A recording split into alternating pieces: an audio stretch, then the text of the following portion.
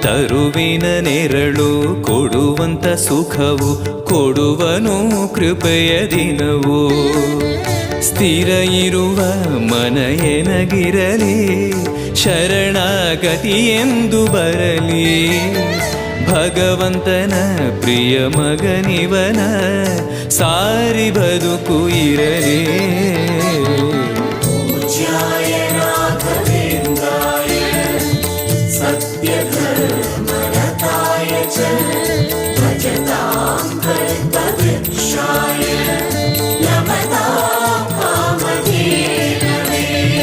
ಆಲಯವೆಂದರೆ ಮಂತ್ರಾಲಯವೇ, ಬೇರೆ ನಾ ಅರಿಯಲಾರೆ.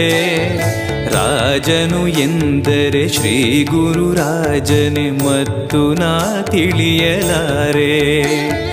ಆಲಯವೆಂದರೆ